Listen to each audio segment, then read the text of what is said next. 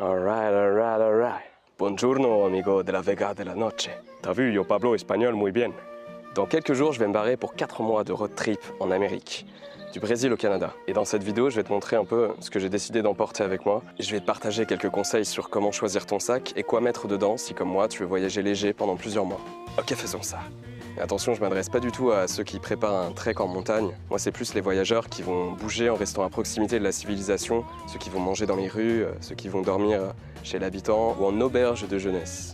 Alors avant toute chose, je tiens à te mettre en garde. Je suis une quiche lorraine dans le milieu du voyage. C'est mauvais. Moi, je me prétends pas Mike Horn, ok? Je suis très loin de l'être d'ailleurs. Je suis encore loin de pouvoir me passer de sac et de faire juste avec mon couteau. J'ai quand même une toute petite expérience dans ce milieu-là et puis j'ai fait quelques recherches sur internet et je pense pouvoir te partager 2-3 trucs utiles si toi aussi tu débutes. C'est parti. Bon, déjà, avant même de choisir ton sac et de parler de comment tu vas y ranger tes affaires, la première chose à faire, c'est de savoir ce que tu vas mettre dedans. Fais-toi déjà une liste des objets et des fringues que tu veux emmener avec toi. Et pour voyager léger, évidemment, il va falloir que tu fasses quelques sacrifices. Et comme l'a dit ce bon vieux Aragorn, débarrassons-nous de tout ce qui n'est pas nécessaire. Voyageons léger. Il faudra que tu prennes le strict nécessaire. Dis-toi que c'est mieux de partir un peu trop léger que l'inverse. Ouais, c'est toujours plus chiant d'envoyer un colis depuis l'autre bout du monde que d'acheter sur place ce qui va te manquer. Tu es d'accord? Souvent, le plus encombrant au niveau poids et volume, c'est les vêtements. Ah, ça prend pas mal de place. Évidemment, avant de choisir tes fringues, regarde bien le climat des endroits dans lesquels tu vas aller. Privilégie les vêtements dits techniques. En gros, c'est des habits qui peuvent être respirants, déperlants, chauds et légers, bref, des vêtements pratiques et confortables. D'ailleurs, petite astuce, choisis en priorité des habits en fibres de polyester, qui sont des fibres qui vont sécher assez rapidement au soleil. De manière générale, je te conseillerais d'apporter avec toi 3 jours de vêtements. Tu pourras t'habiller différemment 3 jours de suite, de la tête aux pieds. Ça veut dire que 1 ou 2 fois par semaine, selon ton aisance avec tes odeurs corporelles, tu pourras faire une lessive avec ce genre de lingette magique. Parce que tu mets ça dans une bassine, tu mets tes fringues, tu frottes, tu rinces tout ça, tu mets ça à sécher et on n'en parle plus. C'est pratique, compact, bon marché, ça se trouve facilement sur internet. Je te mettrai un petit lien dans la description si tu veux en acheter. Je te conseille aussi de prendre avec toi une serviette microfibre. C'est léger, c'est compact, ça se plie facilement et surtout ça sèche très vite au soleil. Voilà, c'est sympa, c'est doux, c'est pas cher, ça se trouve partout. Pratique. Ah, vous êtes là, acteur. Excellent. Pour les chaussures, j'ai personnellement choisi d'emmener une seule paire. Elles sont bien confortables et adaptées à la marche sur tout type de terrain. Visuellement sympa et pas trop tape à l'œil. Si tu veux être un peu rassuré dans certains pays, tu peux trouver ce genre de ceinture. Ça se porte bien, c'est caché et ça te permet de ranger ton liquide, ta CB, tes clés, tes papiers et même ton smartphone. Celle-là est sympa, elle résiste à la pluie en plus. Et ça, c'est plutôt propre. Pour plus de sécurité et pour pas trop stresser quand tu laisses ton sac dans le coffre d'un bus par exemple, utilise ce genre de petit cadenas. Comme ça, tu vas pouvoir attacher ton sac à quelque chose de solide ou de lourd, comme par exemple une barre ou bien d'autres affaires. Choisis de préférence des cadenas à code, ça évite d'avoir des clés à perdre. Après, si ton sac n'est pas déjà imperméable, tu peux trouver ce genre de housse de pluie à des prix très abordables chez Decathlon. Bon, comme pour la moitié du matos qu'on achète, on va pas se mentir. Après, niveau hygiène, prends le minimum. Pense au savon bio multi-usage qui peut te servir à te laver, à laver tes fringues ou encore à laver ta vaisselle. Un petit peu de PQ et c'est déjà un très bon début. Ouais, ça rime, je suis un vrai poète. Fais juste gaffe aux 100 ml maximum de liquide autorisé dans les avions si ton sac passe en bagage cabine. Pour le reste, n'oublie pas les bases. Une petite trousse de soins avec dedans quelques pansements, de l'antiseptique, du bandage, un thermomètre pour checker que t'as pas de la fièvre, un peu de Doliprane, des pastilles pour purifier l'eau et du Smecta. Moi-même je sais. Hashtag Madagascar, hashtag repas en gargote, hashtag attention ça coule. D'ailleurs, moi pour bien occuper l'espace, je fais une pierre deux coups en utilisant ma trousse de soins comme trousse de toilette. Et dans les pays un peu caliente, surtout n'oublie pas de prendre de la crème solaire ainsi que de l'anti-moustique, un spray compact. Enfin là c'est bien pratique. Également, n'oublie pas de quoi te couvrir la tête. Hola señorita, me llamo Ricardo. Qui? Ah, tranquille, maman, t'as vu, on est là, on a mis le petit bobby et tout. Ah non, tranquille, maman, c'est sur la détente, c'est qu'une feuille, maman. Et aussi, bien sûr, tes lunettes de soleil. Swag. En ce qui concerne les accessoires, il y en a un qui est pas anecdotique, c'est les boules caisses. Très utile si tu veux pioncer dans le bus ou dans ta chambre et que t'as des voisins qui beuglent comme des forains.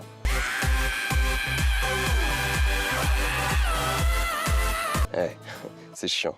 Prends une petite lampe dynamo, en théorie ça tombera jamais en rade. Pour le reste, prends avec toi une batterie portable et oublie pas tout ce qui est adaptateur et câble pour recharger tes appareils. Ok, maintenant que tu as déterminé ce que tu vas emmener pour ton trip, tu vas pouvoir choisir ton compagnon le plus fidèle, ton cocon, ta maison portative, ton sac à dos. Avant toute chose, plus t'auras un gros sac, plus t'auras envie de le remplir. et d'affaires peu, voire pas du tout utiles. Et crois-moi que plus t'auras une grosse charge à te trimballer sur le dos, moins tu vas kiffer ton voyage. Ouais, tu te sentiras pas libre dans tes déplacements. Rappelle-toi quand tu traversais ton collège avec un sac qui faisait la moitié de ton poids en 6e. Ah, tu dirais pas que c'était pas le top, frère. Alright. Premier critère de sélection d'un sac à dos. Déjà, détermine grosso modo le volume de tes affaires en litres. Et tu choisiras un sac en conséquence. Subtil, mais t'as compris. Un peu délicat à calculer, mais tu devrais pouvoir t'en sortir avec un sac de moins de 50 litres. Oui, alors attention à l'aéroport si tu veux faire passer ton sac en bagage cabine, pour des raisons économiques. Ça va être compliqué d'avoir avec toi un sac de plus de 45 litres, mais en dessous, ça reste faisable. Ensuite, deuxième critère, détermine si tu es un homme ou une femme.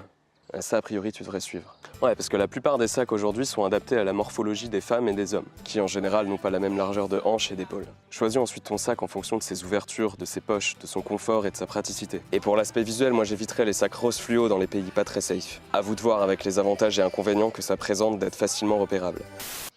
Il y a actuellement un nuage qui passe, et j'ai pas envie de filmer dans ces conditions-là. J'attends le soleil. Je veux filmer au soleil. Et je sais pas pourquoi je chuchote. Du coup, j'attends. Par exemple, et pour pas faire de pub gratuite, moi j'ai fait l'acquisition de ça.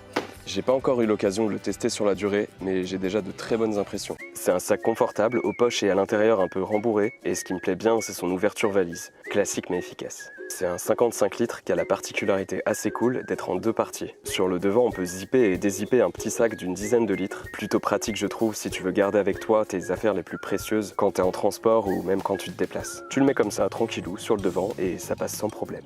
Et maintenant, comment disposer toutes tes affaires dans ton sac? La première règle, c'est de mettre tes affaires les plus lourdes au plus près du milieu de ton dos, et pas au fond de ton sac. Question d'équilibre et de centre de gravité. Ensuite, ce qui est moyennement lourd va au fond, et le plus léger en haut. Essaye de répartir uniformément le poids pour que tout soit équilibré et que tu sois à l'aise. Schématiquement, ça donne ça. Pour bien ranger tes affaires, déjà pense à combler les espaces vides laissés par tes objets, comme par exemple l'intérieur de tes chaussures. Ce qui est sympa, c'est d'utiliser des poches de rangement comme celle-là. Prends-en de différentes tailles et fais-toi plusieurs kits avec. Pour tes vêtements, pour ton matos high-tech, pour tes affaires de toilette, etc. Pour plier et ranger tes vêtements, il y a plusieurs techniques. Si t'es un peu un maniaque du rangement, Alors ça n'est pas mon cas. tu peux utiliser des sacs de compression qui vont t'aider à gagner un maximum de place. Sinon, moi, ce que je fais, c'est que je plie proprement mes affaires avant de les rouler sur elles-mêmes. Comme ça, tes vêtements vont pas être froissés et ils vont pouvoir rentrer facilement dans les poches de rangement. C'est facile et plutôt efficace. Tiens, d'ailleurs, je te donne une petite technique de pliage de t-shirt, assez connue mais toujours bonne à rappeler. Ok, alors tu pinces ton t-shirt là où il y a les croix, tu bouges pas la main du milieu, t'amènes la main qui pince le haut du t-shirt jusqu'en bas, en faisant bien gaffe de passer par dessous l'autre bras, et t'attrapes le pli. Ensuite, déplace tes mains vers l'extérieur et plie le t-shirt pour que ça ressemble à ça. Si tu veux, tu peux plier encore une fois avant de faire ton rouleau de printemps. Bon voilà l'ami, c'est tout pour moi. J'espère vraiment que t'auras pu apprendre 2-3 trucs utiles pour tes futurs voyages. J'espère aussi t'avoir décroché un sourire ou deux. Mets un petit pouce bleu et abonne-toi si t'as apprécié, ça fait toujours plaisir. Et si toi aussi t'as des petites astuces voyage, peu importe lesquelles, bah écoute, partage-nous ça en commentaire. Je pense que ça peut être intéressant pour tout le monde, hein, pour toi, toi aussi là. Pour toi aussi. Ouais, pour toi, non pas pour toi. Pour moi, le début de l'aventure dont je t'avais parlé dans la précédente vidéo est dans 3 semaines. Au départ de Florianopolis, au Brésil, destination Toronto. Bon, j'y vais. Sur ce, mets de la crème solaire, signe des pétitions et respecte les fleurs.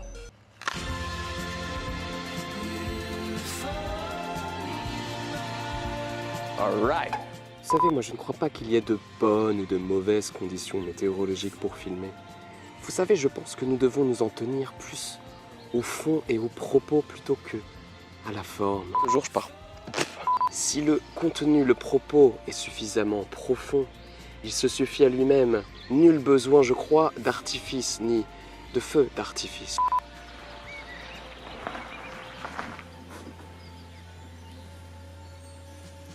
Je pense que ce n'est pas nécessaire, vous voyez. Je ne sais pas si vous voyez vraiment ce que je veux dire. Vous prenez un arc-en-ciel. Non, je m'arrête là, je pars trop loin. Utiliser des sacs de compression. Il y a une mouche dégueulasse qui vient de se poser. Tu sais, c'est le genre de mouche qui va sur les bouses de vaches qui sont dans le champ en fait à côté. C'est toujours agréable de se sentir une bouse.